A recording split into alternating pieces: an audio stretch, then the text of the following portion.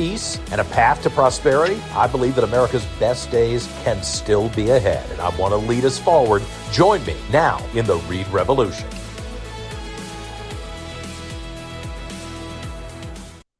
Hey, good morning. Thursday morning, and this is the Reid Revolution. I'm John Reid. Very glad to be with you. I might as well just go ahead and spill the beans that I'm in Palm Beach, Florida, which a week ago would have been a dramatic difference between what everybody was dealing with in mid-Atlantic.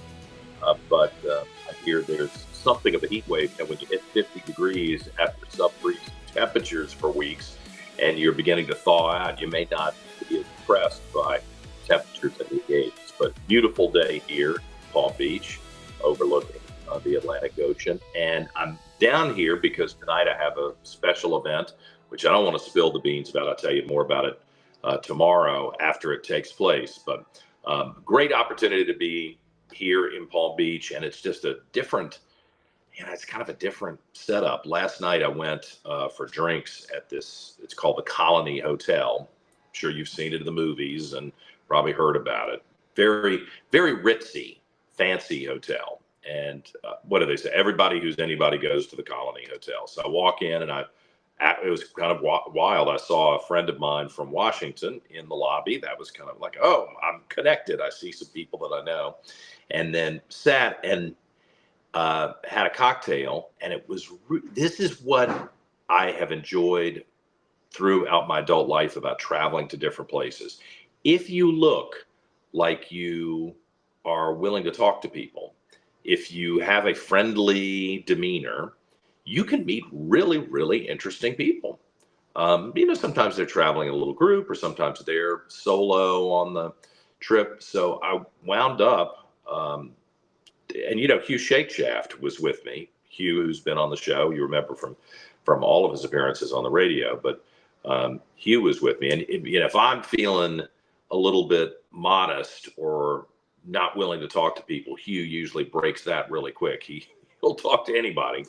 So this guy's walking across the lawn at the hotel wearing kind of an interesting yellowish suit. Turns out, fast forward an hour, the guy's from Paris. He's producing some sort of movie about Charlie Kirk, and he's talking to all of these Hollywood producers, and that's what brought him to Palm Beach, was to cut deals. How very interesting to wind up sitting for an hour and talking to somebody who's producing that movie. And he apparently is on a tight timeline trying to make things happen. I'm assuming that all the stories we were told were true and everything, but it makes for an interesting evening rather than what I do at home often, which is go to Chipotle and shovel down some chopped up chicken and listen to whatever's on the internet. So very, very interesting stories yesterday. At some point I'll fill you in if I see you around town. Meanwhile, back in Washington, all kinds of craziness. Thank goodness the Republicans finally got their act together and passed the SAVE Act. Now, this is not a comprehensive reform of our elections across the country, at least the federal elections. It's not the full comprehensive reform that I have to be honest with you, I think is necessary so that everyone, Republican, Democrat, Independent, Libertarian, whoever you are, you will feel confident that when the votes are counted at the end of any election, that you've got an honest tally, and that only the people who were supposed to vote in the election actually cast a vote, and that they only voted one time in one place. And I know that we have been conditioned by the mainstream press to believe that anyone who questions the integrity of the election is some sort of wacko conspiracy theorist with a tinfoil hat on. I don't think that's the case.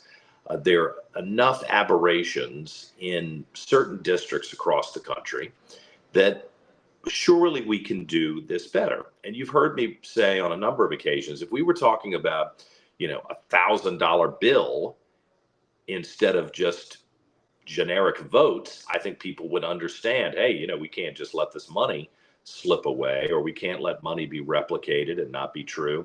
We would take this much more seriously.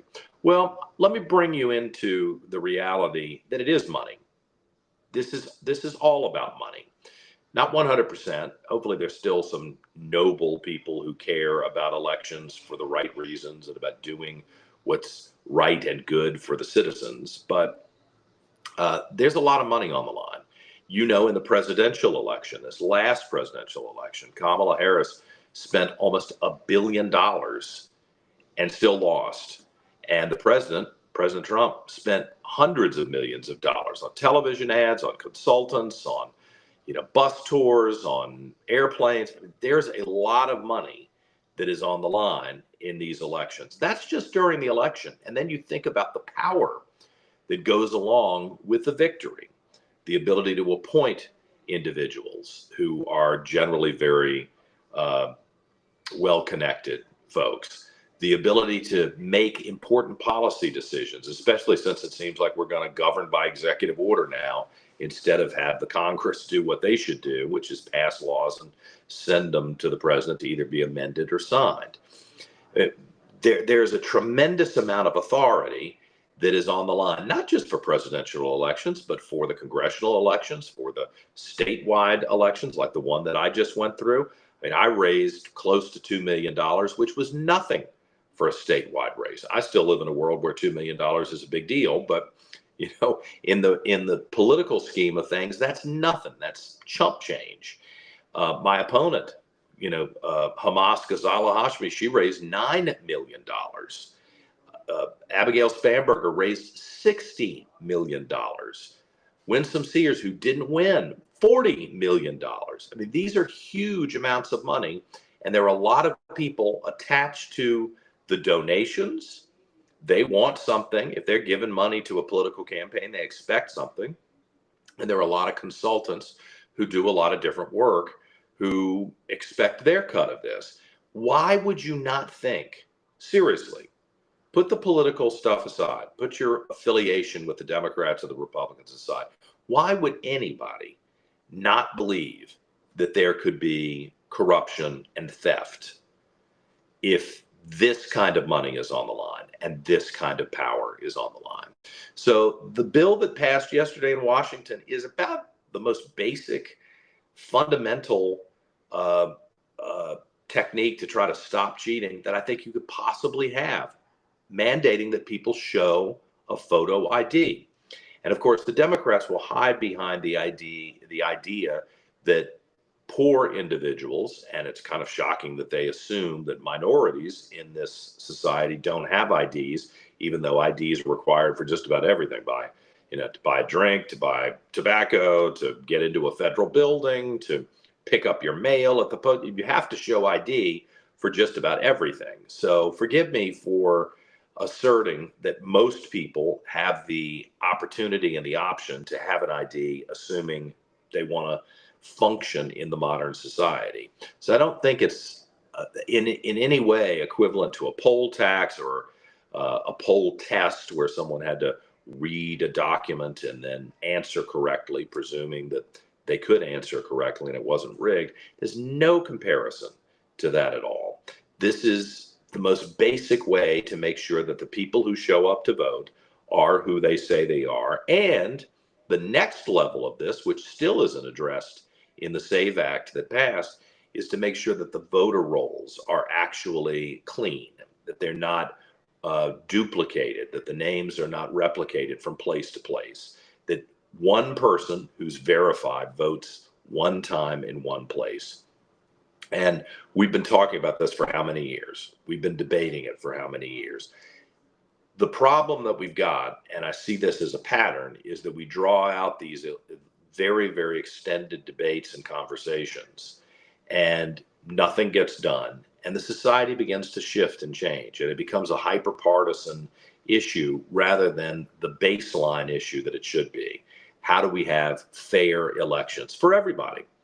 I just lost in November. I spent an entire year of my life running for lieutenant governor, and I lost. The numbers were significant enough where I have to believe that the numbers were true. It doesn't do me any good to live looking in the rearview mirror bitter about things. But whether you are running or whether you're supporting a candidate, you should feel confident that the final election results are real, that they're verifiable, and that no one has been at least overtly allowed to cheat. That's why I also think that it's probably pretty important for us to have paper ballots so that they can be stored, locked up, stored, secured, and recounted if there is some sort of need for that. And I think if you number the paper ballots so that you know where they came from, which is not an unusual concept, and we put a number on every dollar bill that's printed in the United States so that we can track it, we should be able to do that with our elections too. I'm not going to say it's not complicated, because I think when you're talking about millions of people voting, whether it's 8.5 million people who are residents of the Commonwealth of Virginia, and I don't know exactly how many. I mean, you know what? As a candidate, I should be able to answer that question. I can't answer. Can anybody? How many people were eligible to vote on November 4th of last year in the statewide elections? This is one of the problems. You don't have a closed voter roll a week in advance, 2 weeks in advance. People can show up on election day and just pronounce themselves by some name they made up and be able to vote. That seems like a step too far, even if you're someone who really wants to make the balloting accessible for every potential voter, every legitimate voter, every citizen in the Commonwealth. That kind of porous, undocumented situation seems like a fail to me. So I want to applaud Republicans for passing the SAVE Act. I think they really do have just a few months left before the midterms take place, where I suspect, I hate to be negative, but I suspect that Democrats will take over minimally the House of Representatives, and then we'll be back in gridlock for the last 2 years of the Trump administration. So anything Donald Trump or the Republicans want to get done, anything that they have promised for decades to take care of, this is it. This is it. You got to push these things through.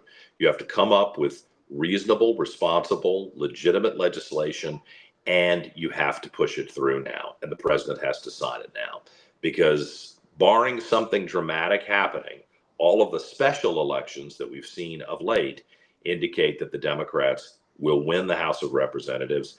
And at that point, the Trump administration and everybody in it is going to be holding on for dear life, trying to prevent really hostile impediments to everything that they would like to do. And the executive orders, which is kind of the baseline way of doing things, not the way things are supposed to be done. That's the baseline.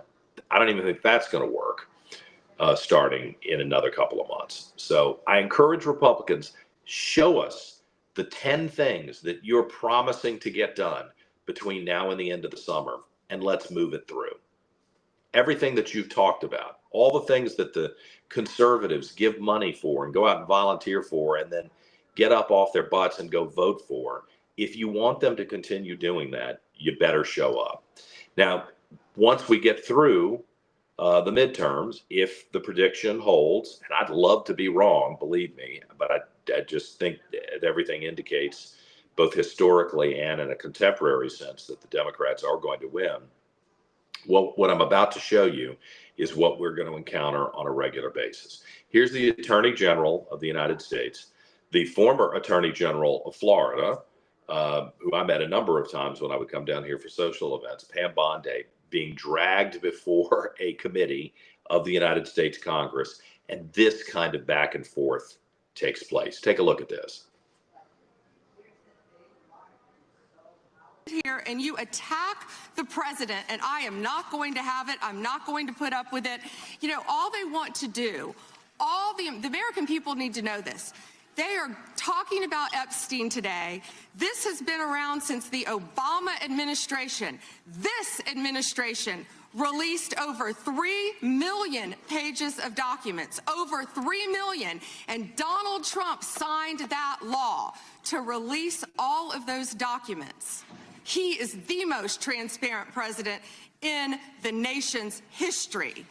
And none of them asked Merrick Garland over the last 4 years one word about Jeffrey Epstein. How ironic is that? You know why? because Donald Trump, the Dow right now is over. The Dow is over $50,000. I don't know why you're laughing. You're a great stock trader, as I hear, Raskin. The Dow is over 50,000 right now. The S&P at almost 7,000. And the NASDAQ smashing records. Americans' 401ks and retirement savings are booming. That's what we should be talking about. We should be talking about making Americans safe. We should be talking about, what does a Dow have to do with anything? That's what they just asked. Are you kidding? Mr. Jordan, Mr. Jordan. I mean, look, that probably could have been rehearsed a little bit better, so it sounded a little tighter and made a little more sense, or a little more authoritative coming from the Attorney General of the United States. But her point is legitimate. We're discussing Jeffrey Epstein after no conversation about him for 4 years when Biden was president as a distraction. And this will be the way the last 2 years of the Trump administration plays out. So there is a limited window to get anything done. And fundamentally, if I had to pick one thing other than ridding us of the illegal immigrants and deporting them and making sure that we secure the border and we keep it that way, if I had to pick one thing for these Republicans to get done, it would be election reform. There are stories today about what happened in Georgia. Think of all the people who've just been torpedoed by suggesting that perhaps there was some sort of nefarious behavior in Georgia in the 2020 election. Rudy Giuliani destroyed all of these people who discussed whether or not the ballots were counted correctly, whether or not the electronic machines that tallied the ballots were reprogrammed. You know, you were told that you weren't even allowed to bring that up, not even to ask the question. It's unlike anything I've ever seen in my life, where you were told if you were a reporter or if you had any questions, those questions were out of line. At the same time that we were told you couldn't ask questions about COVID, you couldn't ask questions about the vaccines. If someone has demonstrated that they have a tyrannical fascist mindset, it is Democrats. They proved that to us in 2020 and in 2021. They proved that to us throughout the Biden administration. And it is time for Republicans, if they're worth a damn at the Capitol, to get their stuff in order and pass through legislation which will clean up a very porous and potentially a system that's filled with cheating.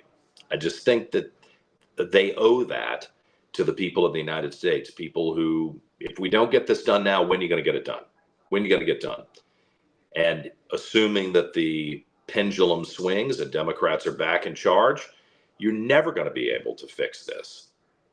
And I think that's got to be a priority. So I was glad to see Pam Bondi there. I'm glad she pushed back on the Democrats. This is ugly, but get used to it. This is what the Democrats want, and this is what we're going to have to deal with for the next 2 years.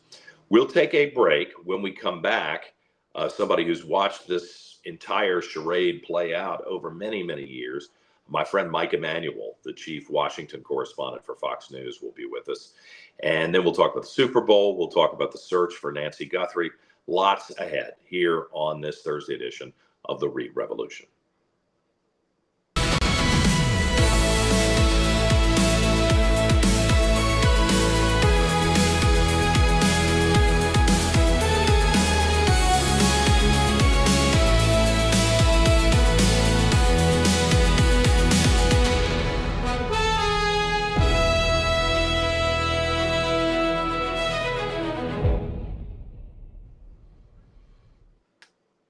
It is so mean of me to hope that the temperature is going to plunge back in Richmond and across the mid-Atlantic while I'm in Florida. I mean, why pay the money to come to Florida if you can't gloat a little bit that you're in the warm weather? But I'm live this morning from Palm Beach. We've got a big event here tonight, and then I'll be back just in time on Saturday. If you're watching us up in Northern Virginia or in Washington, D.C., oddly enough, we got a lot of people who seem to watch the show from there.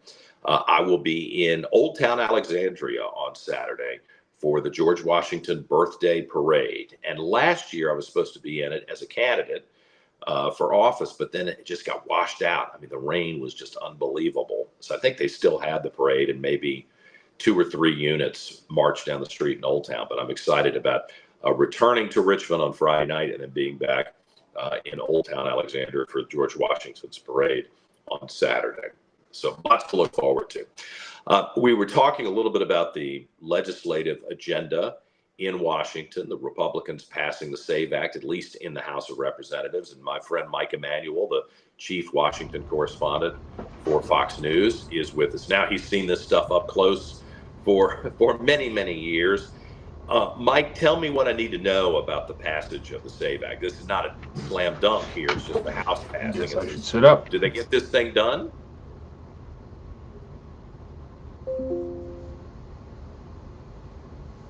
Mike, can you hear me? Let's see. Boy, these links are kind of a difficulty on this Thursday morning. This is the first day we've kind of had this type of technical problem. So let's see if we can get Mike back. I saw him there, but I'm not sure that he could actually hear the broadcast. And one of the things that I'm curious about is where this House-passed bill goes next, whether there is widespread support by Republicans, and are there any Democrats who will cross the aisle and be supportive of this in the Senate? I'm assuming that the president will sign it unless for some reason things were to change dramatically. And then the bigger question is what else is in the pipeline? What else is on the Republican agenda going forward that can be done before the Republicans and the Democrats all leave the Capitol to go campaign this fall, and before, I hate to say it, before it is likely that there's a major change in leadership, at least in the House of Representatives. God, I hope not in the Senate, but at least in the House of Representatives where the Democrats take over. And that's not to dump on Republicans. It's not to dump on Donald Trump. Normally, the party that is in the White House does lose seats and generally loses control of the House of Representatives at the midterm. Part of it is that's the pendulum swinging back and forth. The people who really don't have a team, if you will, tend to choose the person who's out of power because they're tired of bad headlines about the person who's in power. And then, as we found out in Virginia last year, there are a group of people who are super motivated, hostile, angry every single day that they wake up about President Trump being in the White House. They just hate the guy. And so they're going to show up. They're going to crawl across broken glass to show up to vote against anything that he wants. Even if it's actually a pretty good idea, they'll vote against anything that he wants and anybody who has an R behind their name. I was really surprised last year, especially when I would campaign in Northern Virginia. I had a lot of people who seemed to like me, okay, but boy, as soon as they heard I was a Republican, the whole tone of the conversation changed, and there was a great deal of hostility. So I think that's what Mike Emanuel and his colleagues at Fox News and all the other reporters on the Hill will cover next year. So what do the Republicans do now? Let's see if we can bring Mike back and see if he could actually hear me this time. Hey, Mike. False alarm. We lost his connection altogether. I'm going to try to get him back for us here in a moment here, John. Did you really? It's just been one thing after the other today. It really has. Wonder what's going on. We don't normally have these troubles. No, we don't. Is it me? We don't. Is it me being remote? I don't. Well, it might have been 30 minutes ago, but I don't think we can blame that now. I don't know what's going on here, but yeah. Okay. And I apologize that I'm like the guy stuck, without. Don't the chair, worry, just try to get him back. No problem. I know. All right, here we go. Okay. Let me see what I can do here. Yeah, I have been saying for a long time, if you've been watching this program and if you've heard me on, some of the national radio shows, I think Republicans are not very responsible if they haven't put out a very clear 10-point agenda for 2026. Look, you got a limited amount of time. There are only a certain number of issues you can deal with, but you need to deal with them aggressively and to communicate not just with Republican voters, but with American voters who may not identify as Republicans, and let them know what it is that you want to accomplish and what it is that you think you can actually get done. Don't put anything on the list that you don't think you can push through. And I also have to tell you, having worked in the Senate as a Senate staffer for a few years, if you have to do away with the filibuster, that's fine. That's fine. Do away with the filibuster, because I can promise you, no matter what the Democrats are saying now, they have demonstrated that they are going to do anything they have to do to push their agenda through. So I think the good old days of this gentleman's agreement, where you didn't take a dramatic step like getting rid of the filibuster because you didn't want to open that door to the colossal conflict that it will cause. I think those days are in the rearview mirror. Perhaps we'll bring some people back into the fold in another decade with a different mindset. I think after the economy collapses, and perhaps they will have a different attitude about all of this. But at this time, with so much on the line, I think Republicans really need to make the decision that they're going to do away with the filibuster and push through the agenda items that they have promised for so many years to their constituents. And I see Mike Emanuel there. Can you hear me, Mike? Can you see or hear me? Gosh, it doesn't look like it. That's so disappointing. I was hoping maybe he would see me, but well, you know what? It's been pretty crazy that we've got all of these technical problems today, and I apologize for that. I don't think it's just because I'm remote. Must be some sort of gremlin in the system. So, hey, Producer Dan, why don't we do this? Why don't we take a break, and we'll either bring Mike Emanuel back, or I had a great conversation with one of the former candidates for the House of Delegates, who's now the executive director of the Virginia Forum, Riley Shia. She will be back with us here on the program to talk about the next Virginia Forum that's taking place on the 27th of February in Richmond. So we'll take a quick break, and you'll see either Mike Emanuel pop up and we'll talk to him, or we'll talk to Riley Shia about the upcoming Virginia Forum. Stay with us on the Reid Revolution.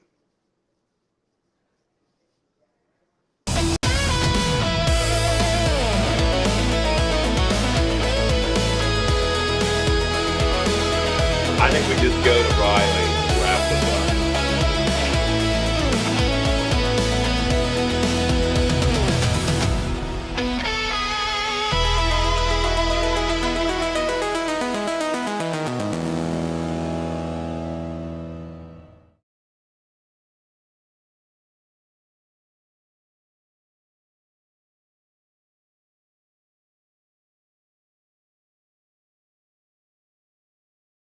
Hey, back on the Reid Revolution. I'm John Reid, and glad you were with us. You know, one of the things I'm going to try to do on the program is talk to folks that you may not see on any other podcast. And one of them is a person who's become a friend of mine over the last couple of years, because she took on the pretty significant responsibility of running a speakers organization to give a platform and a voice to people who are often ostracized or sidelined or not given a voice. And those are conservative thought leaders in society. Yeah, thank goodness for the internet. Thank goodness that we've got social media. They can at least reach the audience there. But there's nothing like meeting someone or seeing them in person and being able to ask questions. And the Virginia Forum, which started a couple of years ago in Richmond and is slowly growing across the Commonwealth of Virginia, is the opportunity for folks to meet those conservative thought leaders. Riley Shia joins us now. She's the executive director of the Virginia Forum. And Riley, I'm really glad to have you with us. For folks who have not heard of the Virginia Forum, the Virginia Council, which is the overarching organization that provides the Virginia Forum, who are some of the people that have come in to interact with guests through the Virginia Forum in the past? We've had such a great lineup. We've had Carol Swain, who talked about DEI in higher education. We've had Mike Emanuel from Fox News. We've had Javon Fleet, who has just been a firecracker in the school space and parental rights. She escaped communist China. I mean, she's got a heck of a story, and she was here last year talking to us about it, and everything she said is starting to come true, unfortunately. So we've had Kevin Sorbo, who is an actor. He was a Hercules and has done a lot of work in trying to get conservative values back into Hollywood. Most recently, we had the editor of Babylon Bee, Kyle Mann, come, and that was really fun. It was definitely a much needed reprieve from the stress of the past election.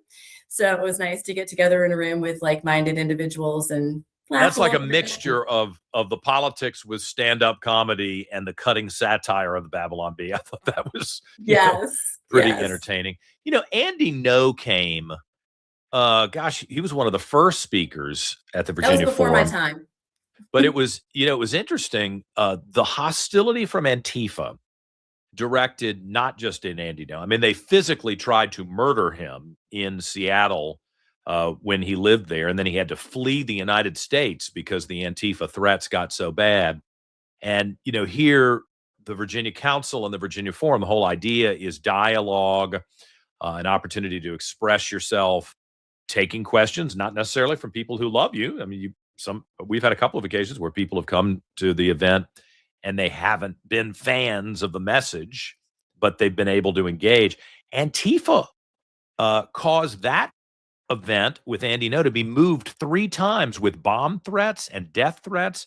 I mean, it was unbelievable. Have you encountered other problems like that since that one lightning rod appearance? We really haven't, thank goodness, because we never want that situation, but we always prepare for it. We always have security. We are very aware of the environment. I was a little concerned. We had Julio Rosas, who is very similar to Andy No, and that he's a citizen reporter. He is covering the anti-ICE resistance, and we were worried that maybe we would have some of the same people, kind of protest and threaten us for that. Fortunately, we didn't, but it's always a concern. Yeah.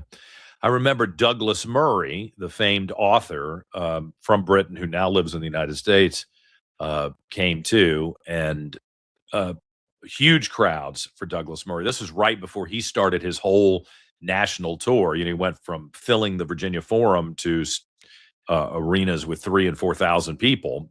So that was fantastic. But you put together the start of a season for 2026, and I wanted to find out who you picked.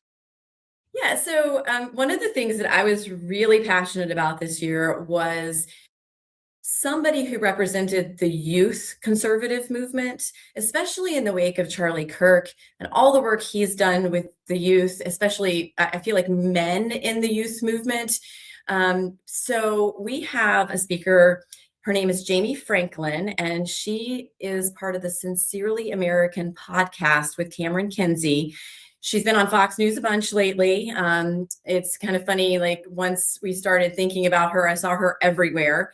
And I think she's one of those people who is going to be able to give us a message about what it is that the youth conservative movement, in particular, I think women, need from us as a conservative movement. How do we reach them? How do we engage with them? We don't typically do a great job of it on the conservative side of the aisle. So I think we need to listen to those who are in that position and hopefully learn something and bring them into the fold a little bit more. I think they don't feel heard.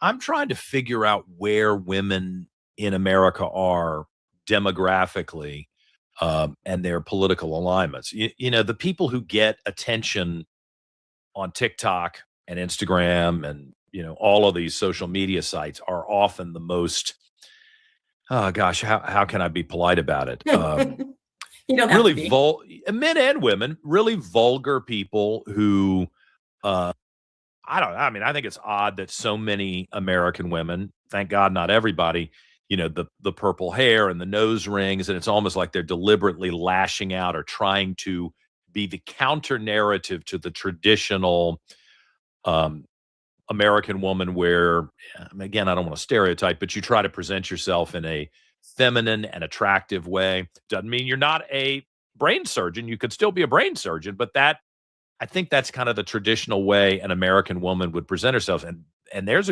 I don't know how large the group is. They don't want that. They want to do the exact opposite. The irony is they want to be taken seriously, but then they act Don't that way. behave. Yeah, that's And good it's point. the opposite of, they're getting the opposite result. You could be super smart and really know your stuff.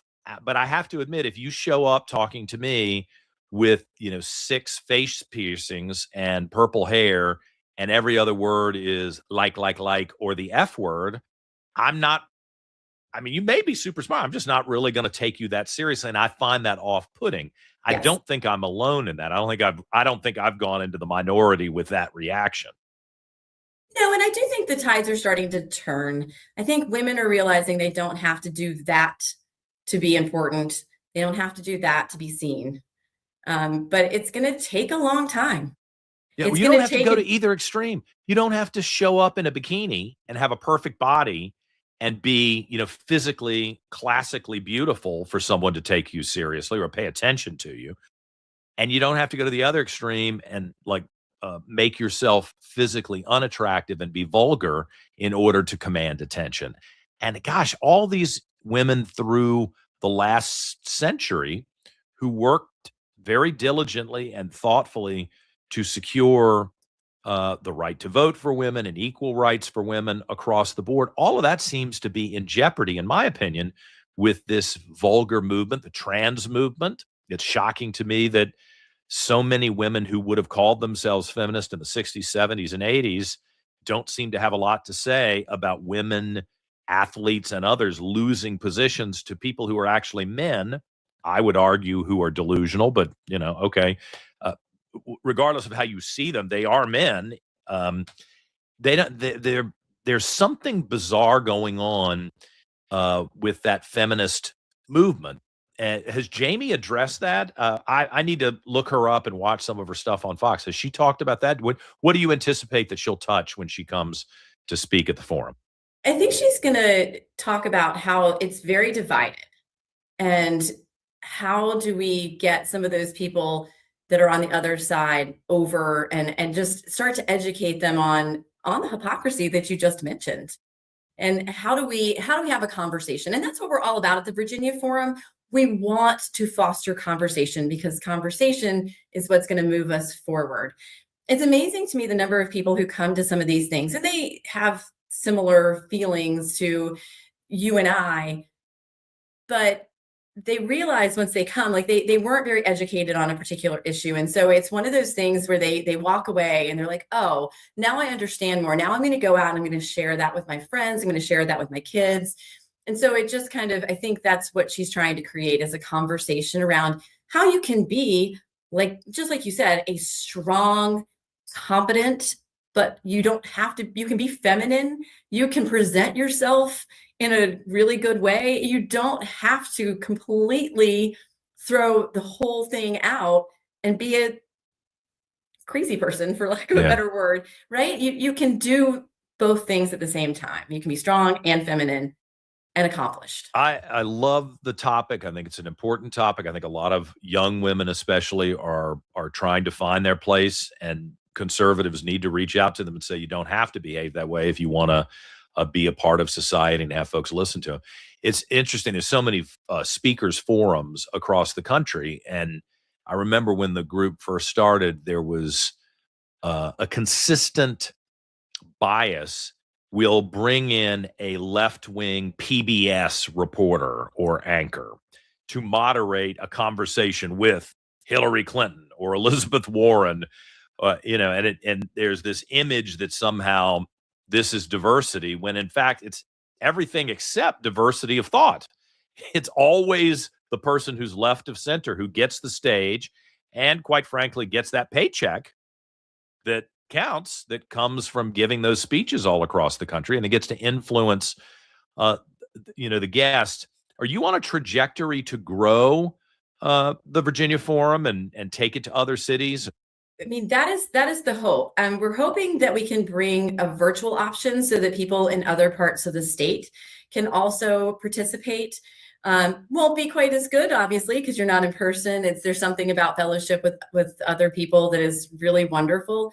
But that's the plan, is to bring it virtually. So look out for that on our website in the next couple of weeks. But yeah, I mean, ultimately, if we can grow this enough, the thought is we can have several different events throughout the state in maybe a weekend. So maybe we're in Central Virginia for one night, and then we go to Southwest Virginia, and then we go to Northern Virginia, just so more people can be exposed to, I think, these really important people, these really important thoughts, and we can grow this in a way that's, is allowing more people to be influenced by these people. Yeah. Well, I've been excited since the very beginning when we first started pushing this, and I say we because I'm a part of the Virginia Council, which helped found the Virginia Forum. So I'm so glad you have become the executive director and leader of this.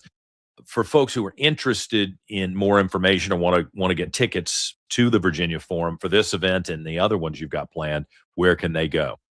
If you go to thevirginiacouncil.org, there's a place where you can buy a ticket. We don't have the other one. And I didn't mention the other one. We do have David Harsanyi in April, who is going to talk about the Second Amendment, the history of it. And then we're going to talk a little bit about what is kind of currently happening in our legislature in regards to the Second Amendment. So there'll be a little bit of history, a little bit more current events. We will know by then, because it'll be in April, exactly what's happened in the General Assembly, what's passed, what hasn't. And so that will be really interesting as well. That event is going to go up on our site very soon. But in the meantime, you can always go and buy tickets to Jamie Franklin for February 22nd by going to thevirginiacouncil.org. thevirginiacouncil.org. Boy, some of these issues, gosh, you start to get into your 50s, and I look and think we've been debating this stuff for decades, and it just becomes more and more toxic and polarizing, and this tug of war back and forth. What happens in Virginia? You got Donald Trump in the White House now. I presume that he will stop any gun grab from happening, speaking the Second Amendment issue, at least in the short term. But there are a couple of states, Virginia, California, New York, are so potent in the debates, and they seem to generate a lot of interest and money to try to drive these issues one way or another, that you got to pay attention to what's happening in Virginia, because it's probably what you're going to see at the U.S. Again very soon. There's a lot of things that they can do in small ways to make it very difficult to own guns and very difficult to purchase them, make it cost barriers. If you're the law-abiding person. Yes, even law-abiding people. So, they may not completely take away your guns. The criminal's not showing up with their ID to get a background check. It's Nope. the law-abiding people. So Nope. All right. Well, listen, Riley Shia, I appreciate you. You know what? I should ask you real quick, though. You ran for the House of Delegates. You've been around politics and actually put yourself through a race. And I guess I've been asking almost everybody who comes on, what's your advice to Republicans to try to get their mojo back? Trump is in office. We assume he'll be there for 3 more years. He's taking actions that a lot of people don't like. The core likes it, but a lot of other people don't like. What's your advice for Republicans to get back in the game? Well, I think the first thing is we can't just go away. We still have to make our voice heard, even if the person is not listening. We still have to talk. We have to talk to our friends. We have to talk to our neighbors. I just went down to the General Assembly just now and talked to some of the legislators that are on the other side of the aisle, because they need to know that there are people who don't agree with what they're doing, whether you're their constituent or not. I walked into people's offices. They're not my legislator. Mm-hmm. They need to know that there are people out there that don't agree with them. Was it uncomfortable? Were they polite, or was it contentious? Always polite. Always polite. But okay. That they are not listening to a word that you say. All you can do is walk into their office and make things uncomfortable. I mean, and not in a bad way. We were very kind. We were very articulate. We had very cordial conversation. But we weren't going to back down and say, oh, yeah, we agree with you. We don't agree. Yeah. And we're going to call you on that. So we're going to call you on your hypocrisy in a nice way, as we do as Republicans. but we've got to do it. And for the person who maybe doesn't live in Richmond like we do, there's lots of ways that you can connect with your legislators. You can call them, you can email them, all of their information is on their website. Let your voice be heard, because I was just in a senator's office talking about redistricting, and she said, well, I haven't heard from anybody that they're against the redistricting in my district. I'm like, really? We can And she fix said, that. yeah, they're asking me questions. They're just asking me questions. So what that tells me is that all the people in her district need to give her a call and say, we are against this, because her take on it is they just have questions about the process. So Well, it they did does just make jam it through in less than 24 hours. You know, right. Clearly that lady was willing to take a vote without even hearing from her constituents about a brand new proposal. That should kind of be a red flag, I would think, for anybody who's, if you really care about democracy, maybe you should pay attention to what the people think instead of just jamming it down their throat. But we'll talk for another hour on that kind of stuff. Yeah. Riley Chiat, the executive director of the Virginia Forum. You can check her out and check out the programs that are offered at the virginiacouncil.org. Thanks, Riley. I'm glad to see you always. Welcome. Thank you. All right, we're back with more in a moment on the Reid Revolution.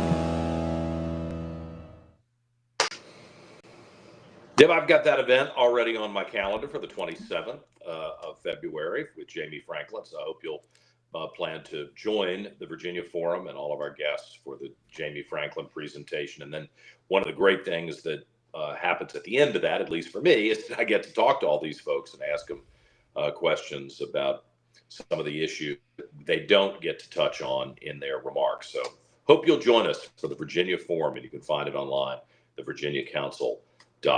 Producer Dan joins us always at the end of the program to talk about some of the things that he's tracking. Did you see the pictures that I sent you yesterday from my trip to Miami? I stopped at this Institute for Contemporary Art. And, I'm not a fashion person at all, but I've watched for years Dolce & Gabbana, which is the Italian design firm, or design house, I guess they wouldn't call themselves a firm. And they do really amazing, unique work that's hand sewn, that is always very theatrical and dramatic. And they have this really remarkable exhibition in Miami. It's weird to me. It goes away in June. It opened just on Friday of last week, and it stays in Miami until June. And they show some of the really remarkable creations that they've done. And I got to tell you, even if you are like me and you're not a fashion person, you really are fine with a white T-shirt or, a basic polo shirt and blue jeans, it doesn't matter to you. I think you will find this to be very impressive. I've spent 2 hours. I probably spent 2 hours going through and looking up close at all of the hand beading and the work that was done for some of these religious vestments that they've created, and some of the high fashion that you can see in Milan, I guess, and in Rome, and the European fashion houses. But I have to tell you, even if you're not a fashion person, I think this is something that you would find really remarkable. It's Dolce & Gabbana at the Institute for Contemporary Art. Producer Dan, you've known me long enough. If it's contemporary art, usually I have zero interest in it, because I think it's so base. It's just basic. Somebody throws paint on the wall and calls it a masterpiece. Turns a toilet on the side and writes Armut on it, like art. Yeah, it's not exactly the same as Michelangelo's David. Yeah. Right. No, I'm right there with you. Right there with you. I don't understand how we can even categorize these things as the same thing. So they're just not fundamentally So the I same. just flagged that. I want to make sure that we always do a little tip of the hat to culture where we have an opportunity to. And since I went out of my way, and it was a heck of a drive, I landed in Fort Lauderdale yesterday, drove over to it. It took forever to get there. By the way, worst rental car company I've ever dealt with. I'll tell you offline, Dan, about what went wrong with that. But you know what? It is another one of those life lessons. If something seems like the deal is Too too good to be true, it's too good to be probably true. is. And the deal was too good to be true, man. It's too good to be It true. was awful. Yeah. Yeah. So anyway, now you were tracking how much money was made and spent and thrown away during the Super Bowl, and there's Yeah, I this saw dramatic this story story. about taxes in California related to one of the quarterbacks. Yes, well, and I this came across my feed yesterday, and I thought, my goodness, what on earth? I just started talking about it a little bit earlier, but the talking about something sounding or seeming too good to be true. I mean, you play in the Super Bowl, you win the Super Bowl. You're not the Super Bowl MVP, but you're the Super Bowl winning quarterback. You make, I think, $180,000 for, I guess, playing in the game, winning the game. But then, thanks to California taxes, because you spent 1 week in California, you got taxed $250,000, called a jock tax, as Boomer Esiason, the former Cincinnati Bengals quarterback, was explaining. He's now a broadcaster, I think, up in New York. Actually, I think his co-host is a former Pittsburgh guy, as a matter of fact, Greg Giannotti. But Esiason, who played for the Bengals, Maryland quarterback in college, but he was just saying this jock tax ended up netting a loss for the Super Bowl winning quarterback. And I don't know if the rest of the team as well. So what's the tax? I don't get it. What's the tax? The tax, it's called a jock tax.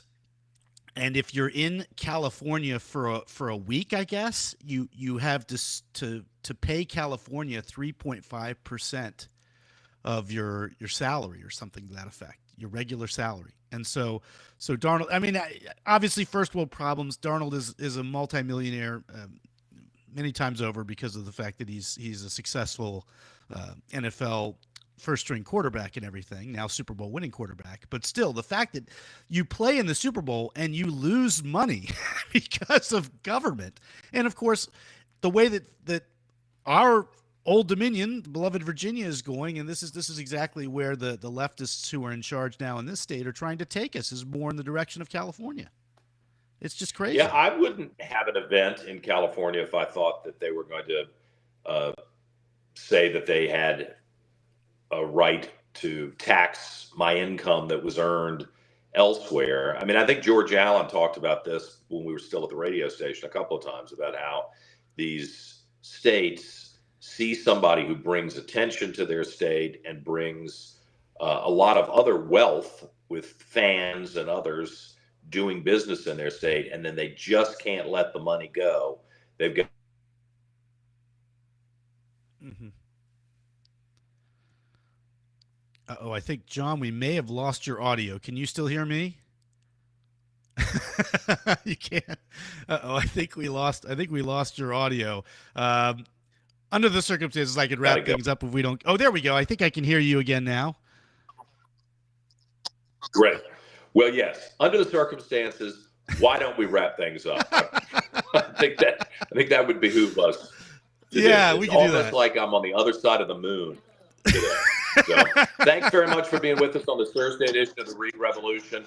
You give us a follow and a like on all of our social media, and send us a note if you've got ideas at thereeidrevolution@gmail.com. Hope you have a great Thursday.